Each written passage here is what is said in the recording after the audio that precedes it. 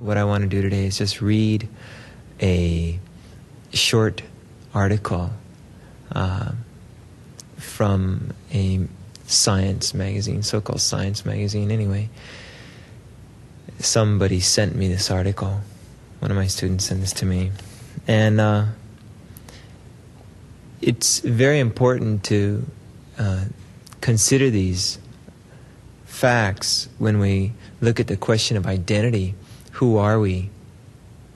What are we, yeah? So, in this article it states, you may regard your brain as the most precious possession, even perhaps the location of your self, in quotes, your dreams, memories, and smarts. Now a British neurologist is wondering whether you might do just as well without it.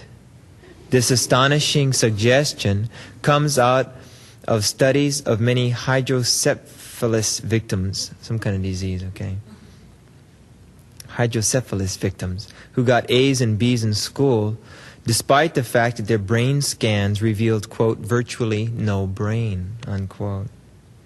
Neurologist John Lorber at Sheffield University in England tells of one young woman, hospital worker with an IQ of 120 but no detectable brain, and a university student with an IQ of 126 obtained an honors degree in mathematics, economics, and computer studies despite the fact that his cranium was filled entirely with spinal fluid.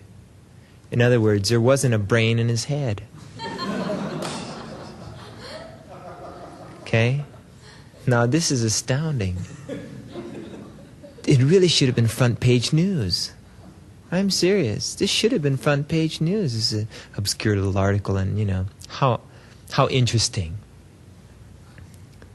The very foundation of our entire society is based on all the non-truths that were destroyed by this one article's information, the information contained in this one article.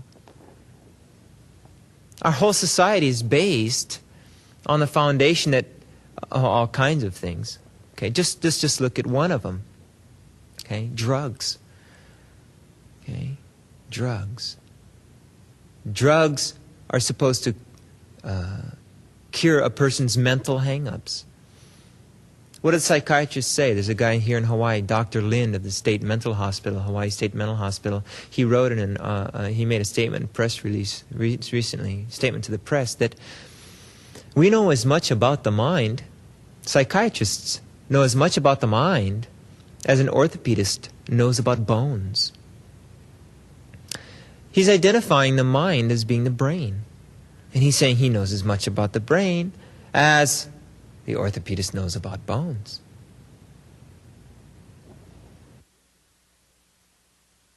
The materialist believes that the mind is the brain.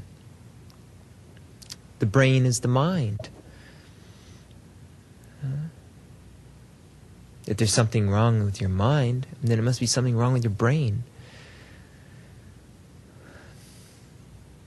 So they get drugs or shock treatment. Just shake up the brain. You know how they make believe that they all know all about what's going on with the brain? You know, we can, you know, this is doing this, and this is where your memory center is, and this is where your speech center is, and this is where this is where everything's contained here, and this is where this is the newly evolved part of you. This is where the intellect is, and this is where you say, hey, listen, this guy doesn't even have a brain.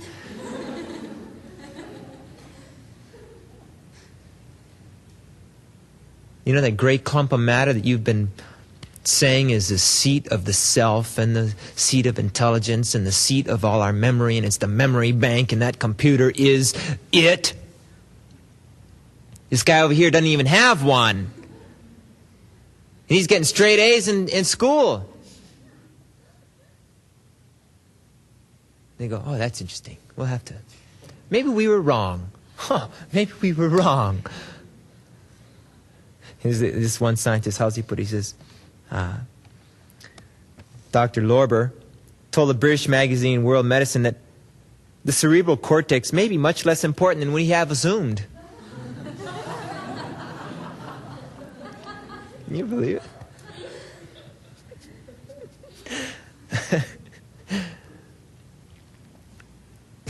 These guys are too much. The whole foundations in the last hundreds of years in materialistic medicine has been based on this idea of the brain being everything, really. You know, the person is the brain. You know, the guy dies. You even have these science fiction movies of the guy dying and they keep his brain alive and that he's still alive, you see. He's the brain, you know. Or they're going to keep all his knowledge there anyway. Maybe just figure out if they could just look inside the brain of Einstein or just get that knowledge out of that's locked in that computer, you see. As if all the memories and all the knowledge and all the information and everything is somehow in that so-called computer.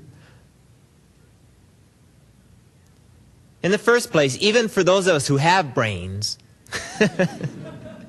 the brain matter is continually changing. The turnover of molecular particles which make up the brain is so rapid that you don't have it's not the same mass of matter that's in your head today that was there 4 days ago. The turnover of matter, of molecular particles, is so quick. It's not the same clump of matter. So even for those of us who have a brain, since there's no particle of matter that's still there in the head that was there a week ago, what is all this nonsense about saying that the memory is stored in the memory bank in the brain? It's always changing. The brain ahead is gone. I can still remember things from years ago. What to speak of weeks ago?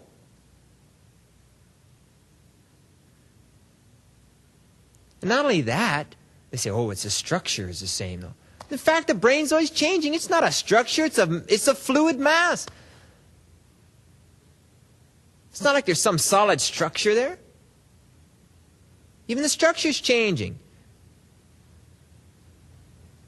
And if that was not enough to convince them, then surely this information should be. Surely they have no explanation on how these guys can't have brains, but they have memory, intellect. And of course, they still exist. The self is definitely not the brain or any part of the brain. If I was my brain, and I was one of those guys, I would not be. If I was some part of the brain, oh, these guys, their excuse now is, maybe it's not that big a brain is needed. They say, maybe you don't need that much. Maybe just a little speck of gray matter in there will be enough to do all these things. And some of them, there's nothing there at all. They can't explain it. This is nonsense. The brain is not the mind. The brain is not where the memory is stored. The mind is. The mind is a subtle material energy which is not seen with this gross material eye. It is a subtle material energy, and it is in that subtle material energy, that subtle material body, where you'll find all the memories.